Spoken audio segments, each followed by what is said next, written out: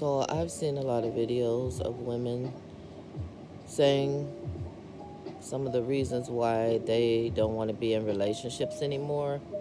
They don't want to live with any man anymore or marry another man.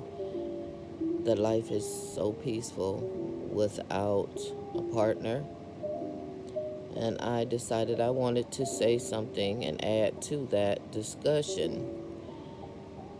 But I'll probably post more than just this video because I want to state some of the reasons why I'm okay being by myself at this time and enjoying my peace and enjoying my relationship with myself right now.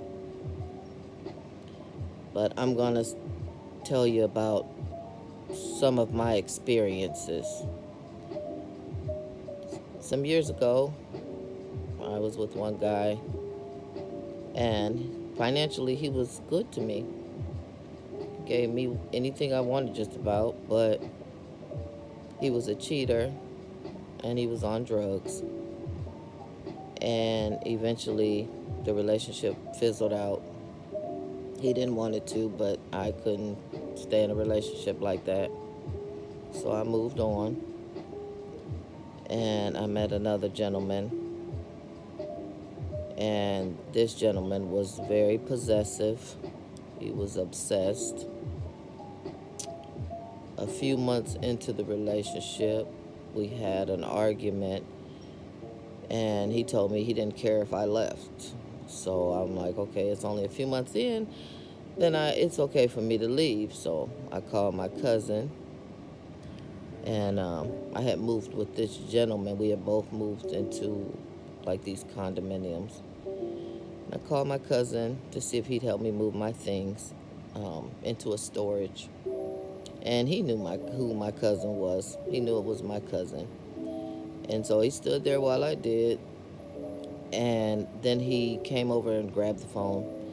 He cussed my cousin out, hung up on him, and then he proceeded to just punch me in my face.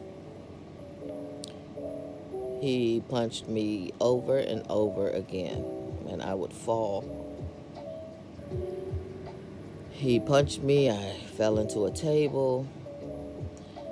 I fell on these champagne glasses we had. I don't know, by the grace of God, I didn't get cut up. I finally made it to the door. One of my children were with me. My child was crying. He didn't care. I had my child, I ran. There was a gentleman in the parking lot, said he would help me. He threatened him. Every time he caught up to me, he punched me again. I don't know how many times I fell. Someone called the police.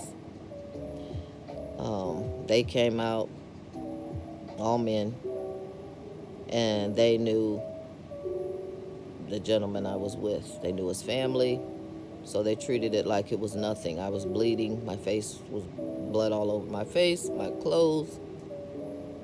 My son was crying and all shook up. And the police did absolutely nothing. They told me to get in the house and get my son in the house because it was too cold. He had lied and told them that I was talking to a boyfriend on the phone. He knew who I was speaking with. He told them a lot of things, but they were men. They listened to him, and that's what it was. They blew it off. And that was before that law. I can't even think of the name of the law. When the girl kept going to the police, and then the ex-boyfriend or husband ended up either stabbing her or shooting her. It's a law now because of her, the stalking law, I think. But I had to go back in the house. I was afraid, but I had no choice. I went back in the house, and then he cried and apologized and cried and apologized, and that didn't mean nothing really. But I went to sleep, and I woke up, and I had 2 black eyes. My nose was swollen all the way across my face almost. It just was horrible. I knew I had fractured my ribs because I had fallen on the corner of the big coffee table we had a couple of times. And I was just a mess. And one of my cousins ended up coming to get me. This is part 1. I will be back with part 2.